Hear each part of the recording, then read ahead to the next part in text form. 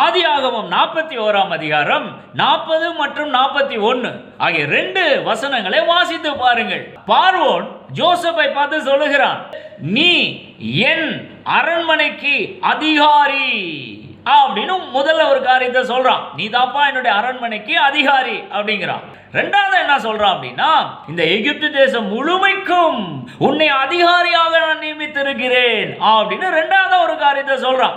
Okay, இந்த ரெண்டையும் சொல்லிட்டு அதுக்கப்புறம் ஒன்று சொல்றான் பாருங்க. என்ன சொல்றான் அப்படின்னா, ஆனாலும் சிங்காசனத்தில் உன்னிலும் நான் பெரியவனாயிருப்பேன் அப்படின்னு இன்னொரு காரியத்தை சொல்றாங்க. என்னைக்காச்சும் இந்த ஒரு காரியத்தை யோசிச்சு பார்த்ததுண்டா? படுபாதாளத்துல குழியில கிடந்த ஜோசப்பை தூக்கி மேல கொண்டு போய் வைக்கிறாரு அந்த கர்த்தர். எகிப்து தேசம் முழுமைக்கும் அதிகாரியாக வைக்கிறாரு, நல்லது. ஆனா பார்வோனை கீழே தள்ளிட்டு இந்த ஜோசப்பை கொண்டு போய் அங்க வைக்கவில்லை. என்னைக்காச்சும் யோசிச்சு பார்த்துருக்கீங்களா ஏன் அப்படி கர்த்தர் பண்றாருன்னு சொல்லிட்டு?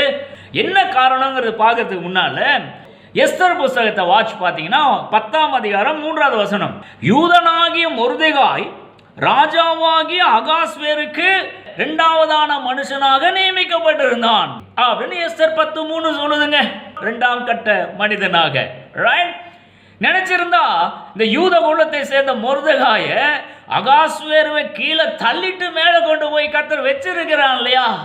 வச்சிருக்கலாம்ல? கொஞ்சம் யோசிச்சு பாருங்க. ஆமான கீழே தள்ளின கர்த்தர் இந்த அகாஸ்வேரு ராஜாவை கீழே தள்ள எவ்வளோ நேரம் ஆகிட போகுது இல்லையா? பண்ணியிருக்கலாம்ல. நீங்கள் பாருங்க, தானியேல் புஸ்தகத்தெல்லாம் வாட்சி பார்த்தீங்கன்னா நெபுகத்நேசார் அப்படிங்கிற ராஜாவை ஒரு இரவுல கீழே தள்ளினார் இல்லையா? ராஜ்யபாரத்தை அப்படியே கவிழ்த்து போட்டாரா இல்லையா? கவிழ்த்து போட்டார் நெபுகத்நேசார் கேஸ்ல இல்லையா? அப்போ ராஜாவை தள்ளி இன்னொருத்தனை ஏற்படுத்தக்கூடிய வல்லமை உள்ள ஒரு கர்த்தர். அப்படிப்பட்ட கர்த்தர் இந்த எஸ்தர் புஸ்தகத்துல வாசிச்சோம்னா அகாஸ்வேருவை கீழே தள்ளிட்டு மொர்தெகாயை கொண்டு போய் நம்பர் 1 பொசிஷன்ல வைக்கவில்லை. உங்களை பார்த்து சொல்லுகிறேன், நம்பர் 2 பொசிஷன்ல கர்த்தர் இந்த நாட்களிலே உங்களை வச்சிருப்பார் என்று சொன்னால் நம்பர் 1க்கு நீங்க முயலாதீங்க. கர்த்தரே நினைச்சா ஏற்ற சமயத்தில் நம்பர் 1 பொசிஷனுக்கு உங்களை கொண்டு வருவார். எப்பவுமே ஒரு மனிதனுடைய ஞானம், திறமை, தைரியம் எல்லாம் பயங்கர எஃபிஷியண்டா எங்க இருக்கும் அப்படின்னா கர்த்தரால நியமிக்கப்பட்ட அந்த எல்லைக்குள்ள இருந்து அவன் ஆக்ட் பண்ணும் பொழுதுதான் தட் இஸ் பாசிபிள். ஏன்னா நம்பர் 2 பொசிஷன் தான் உங்களுடைய எல்லாம். பாருங்க, நீங்க ஒரு முயற்சியில் ஈடுபட்டு நம்பர் 1க்கு நான் போவேன்னு சொல்லி போயிட்டீங்கன்னா போயிடலாம். ஆனா போயிட்டு அந்த எல்லையில உங்களால திறம்பட எக்ஸிக்யூட் பண்ண முடியாது அப்படிங்கறத நம்ம தெரிந்து கொள்ள வேண்டும்.